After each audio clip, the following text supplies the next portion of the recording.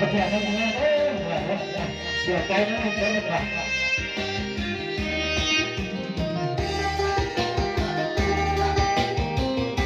อันนั้นสมัครเรียนได้เลย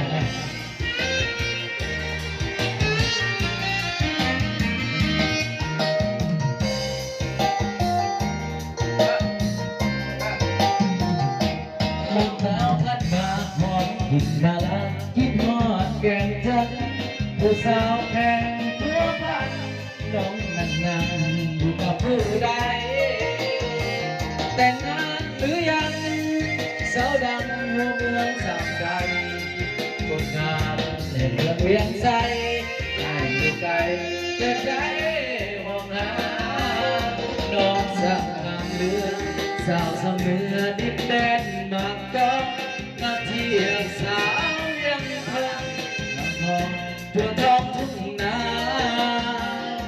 เราเมืองเสียงขอให้ไอ้รอก่อนเถิดนาเรียบร้อยแต่งงานเด้อลาแต่บ้านสาวสำเนีย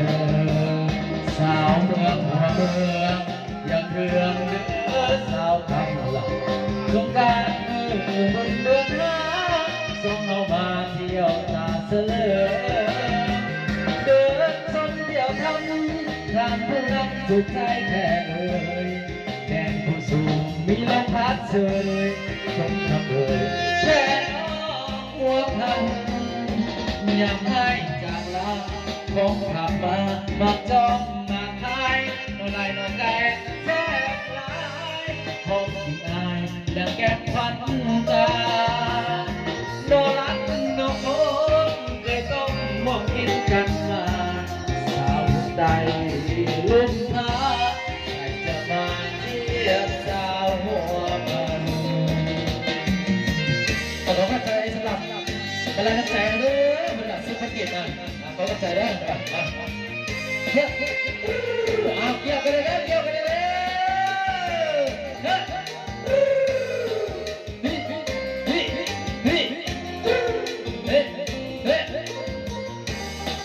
ทั้งยาแม่เพื่อนก็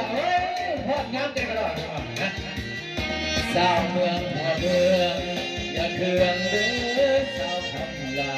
สงการบุญเดือนหน้าสองลำมาเที่ยวตาเสลอเดินชมเที่ยวทำงานผู้นั้นสุดใจแท้แดนผู้สูงมีลมพัดเสยชมกัน